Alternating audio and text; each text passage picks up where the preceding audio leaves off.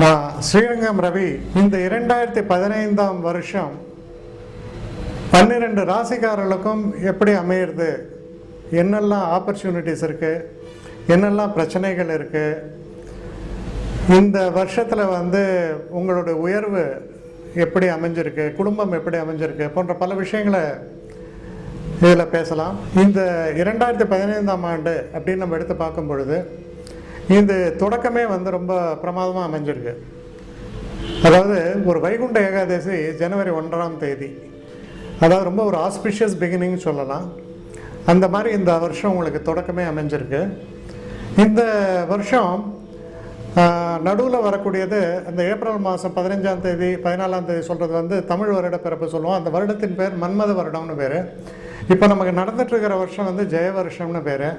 இந்த ஜெய வருஷம் மன்மத வருஷம் இது இரண்டுமே ரொம்ப ஒரு சுபிக்ஷத்தையும் நல்ல ஒரு மழை சுபிக்ஷம் வளர்ச்சி எல்லாத்தையும் காமிக்கிற விதத்தில் ரொம்ப அற்புதமாக அமைஞ்சிருக்கிறதால இந்த நம்ம இருக்கக்கூடிய நாடுங்கிறது நமக்கு முக்கியம். அந்த நாடை நம்ம இருக்கிற நாடு நல்ல சுபிக்ஷமாக இருக்கும் பொழுது அங்கே வாழக்கூடிய மக்களும் சுபிக்ஷமாக இருப்பாங்க. அந்த வகையில் பார்க்கும் பொழுது இந்த வருடம் ரொம்ப சிறப்பாக, அதோடைய பேஸ் சொல்கிறேன், ரொம்ப சிறப்பாக அமைஞ்சிருக்கு. அதில் இருக்கக்கூடியவங்களுக்கு பெரும்பாலும் நல்ல பலன்களே வரும் அப்படின்றத உறுதியாக நம்புகிறேன். இப்போ நம்ம 12 ராசிகளுக்கான பலன்களை பார்க்கலாம். கும்பம் சனியுடைய வீடு. இதில் ராகு கேதுக்கு சொந்த வீடுகள் இல்லை என்று சொல்லப்பட்டாலும் இந்த கும்பம் என்பது ராகுனுடைய ஒரு வீடாகவும் கொள்ளப்படுகிறது அப்படின்னு நினச்சி சொல்லப்படுகிறது. ஓரளவுக்கு உண்மையும் கூட, அது சரியாக வருது. இப்போ இந்த சனி மகரத்தில் பிறந்தவர்களுக்கும் சனியினுடைய ஆதிபத்தியத்தில் வருகிறார்கள். கும்பத்தில் பிறந்தவர்களும் வருகிறார்கள். மகரத்திற்கும் கும்பத்திற்கும் என்ன வித்தியாசம் அப்படின்னு பார்த்தா, மகரம் நான் என்ன சொன்னேன், டவுன் டு எர்த், அடிப்படையாக இருக்காங்க அப்படின்னு சொன்னேன். கும்பம் என்பது ரொம்ப உயர்ந்த ஒரு தன்மை உடையது. அதாவது கோயில் கோபுரத்தின் உச்சியில் இருப்பது கும்பம். இந்த கும்பம் என்பது பூர்ண கும்பம். ஒரு பெரியவங்க வராங்கன்னா பூர்ண கும்பம் வைக்கிறோம். இந்த கும்பம் என்பது மிக மிக உயர்ந்த ஒரு தன்மையை காண்பிக்கிறது. ஒருத்தரை ரொம்ப உயரத்தில் வைப்பது அப்படின்ற பொருள் கும்பத்திற்கு. அப்போது இதிலிருந்து சனியுடைய நிலையை நீங்கள் புரிந்து கொள்ளலாம். ஒரு வகையில் அந்த சனி பகவான் மிக உயரத்தில் உங்களை வைக்கலாம், இல்லை ஒரு தாழ்ந்த ஒரு நிலையம் அடையிறதுக்கு சனி உதவியாக இருக்கார். அப்போ சரியான முறையில் வேலை செஞ்சு நேர்மையாகவும் திறமையாகவும் இருப்பவர்கள் அத்தகைய உயர்ந்த பதவியில், அதாவது கோபுரத்தின் உச்சியில் வைக்கப்படுவார்கள் அப்படிங்கிறதும் இந்த சனியுடைய ஆதிபத்தியம்தான். இந்த கும்பத்தில் பிறந்தவங்களுடைய ஒரு தன்மை அப்படின்னா, தனக்காக வாழாமல் பிறருக்கு வாழக்கூடிய ஒரு ஆட்கள் இருக்காங்கன்னா அது இந்த கும்பத்தில் பிறந்தவர்களுக்கு அதில் நிறைய இருப்பாங்க. அவ்வளவு ஒரு வெளிப்படையான எண்ணம், தாமரை இலை தண்ணீரை போன்ற ஒரு குணம், இதெல்லாம் இந்த கும்பத்தில் பிறந்தவங்களுக்கு இருக்கும். மற்றவர்களுக்கு உதவுவது என்பதில் இவங்க முன்னேல போய் நிற்கக்கூடிய ஒரு தன்மை இவர்களுக்கு உண்டு. இந்த கும்பராசிக்காரர்களுக்கு இந்த வருஷம் பிறக்கும் பொழுது பார்த்தோம்னா, குரு என்பவர் 6ஆம் இடத்திலும், சனி என்பவர், அதாவது அந்த ராசிக்கு அதிபதியானவர் 10ஆம் இடத்திலும் இருக்கிறார். முதல்ல சனிக்கு வருவோம். 10ஆம் இடத்துல இருக்கிற சனி அப்படின்னா,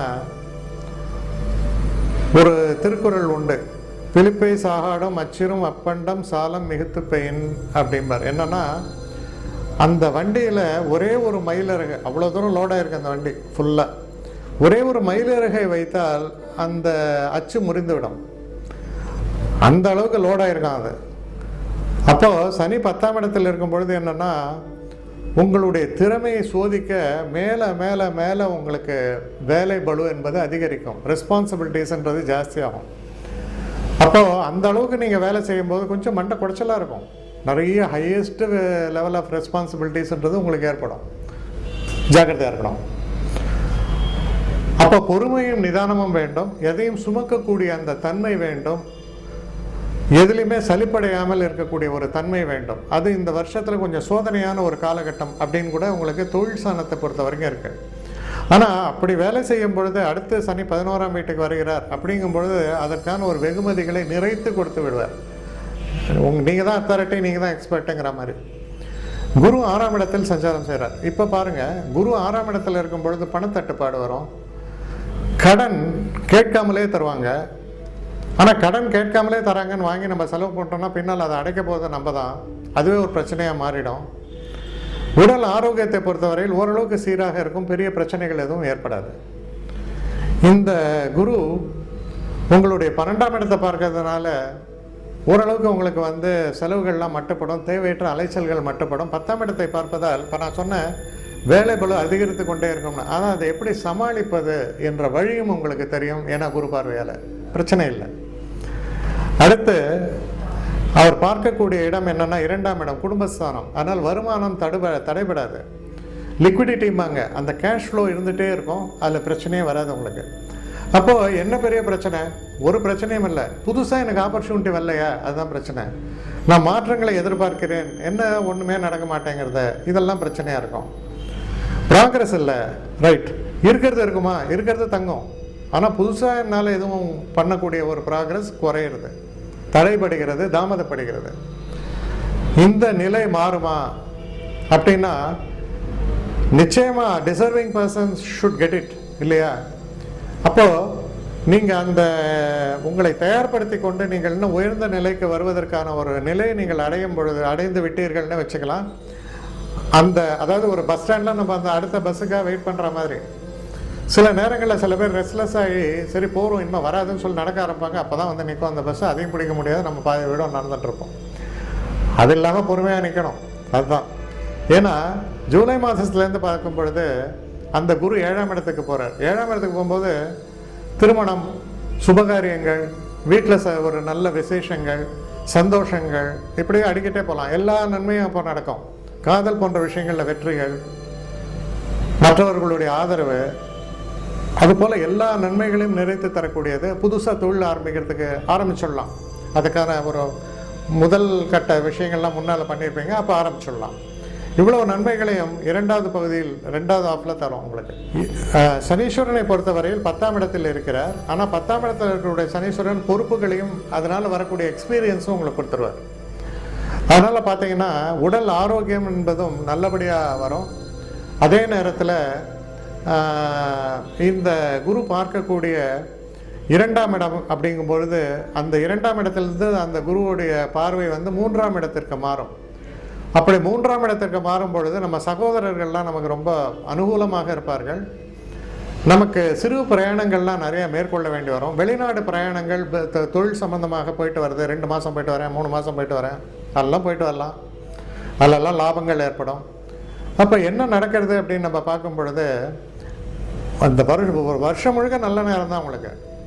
ஆனால் இந்த என்ன கையில் கிடைச்சது, ஆதாயம் என்ன கிடைத்தது என்றால் அது 2ஆம் பகுதியில் கிடைக்கிறது. முதல் பகுதியில் அந்த ஆதாயம் கிடைப்பதற்கான ஒரு அடிப்படை விஷயங்களை நீங்கள் செய்கிறீங்க. அதான் விதைக்கிறீங்க. அறுவடை என்பது அந்த செகண்ட் ஹாஃபில். விதை விதைக்கிறது வேஸ்ட் ஆஃப் டைம் நினைக்க முடியாது. அந்த விதையை விதைச்சதுனால அந்த செகண்ட் ஹாஃபில் உங்களுக்கு கிடைக்கிறது. அது போன்ற இது அமைகிறது அப்படிங்கிறத நீங்கள் புரிஞ்சுங்க. அதனால் வரக்கூடிய வருடம் உங்களுக்கு நிச்சயமாக நல்ல வருடம், அற்புதமான வருடம். பல சுப நிகழ்வுகள் நடக்கின்றன. குழந்தை பிறக்கிறதுனா பிறக்கிறது, திருமணம் நடக்கணும்னு எதிர்பார்த்தா அந்த திருமணம் நடப்பது, புதுசாக நீங்கள் செய்யக்கூடிய விஷயங்கள்லாம் நடப்பதற்கான ஒரு வழிமுறைகள் எல்லாமே சிறப்பாக அமைஞ்சிருக்கு. அதே மாதிரி நீங்கள் ஒரு வீடு வாங்க வேண்டும் என்றெல்லாம், நிலம் வாங்க வேண்டும் என்றெல்லாம் நினைத்திருந்தாலும் 2வது பகுதியில், அதாவது இந்த வருஷத்தில் ஜூலை மாதத்துக்கு அப்புறம் அதற்கான ஒரு நிலைப்பாடுகள் ரொம்ப நல்லபடியாக இருக்கும். நீங்கள் ஒரு வீடு வாங்கிடலாம், நிலம் வாங்கிடலாம். உங்கள் அபிலாஷைகள் என்னவோ அதெல்லாம் நிறைவேறுவதற்கான ஒரு இனிமையான சூழல் ஏற்படும். முக்கியமாக உங்களுக்கு நண்பர்கள் உறுதுணையாக இருப்பாங்க. நீங்கள் செய்கிற ஒவ்வொரு விஷயத்துலையும் எல்லாரும் உங்களுக்கு ஆதரவு காமிப்பாங்க. உங்களுக்கு ஏமாற்றம் என்பது இருக்காது. மொத்தத்தில் சந்தோஷங்கள் நிறைந்திருக்கக்கூடிய வகையில் அது அமைஞ்சிடும். அதனால் வரக்கூடிய 2015ஆம் ஆண்டை பொறுத்தவரையில் ஒரு சிறப்பான நல்ல ஆண்டாக உங்களுக்கு அமையும்.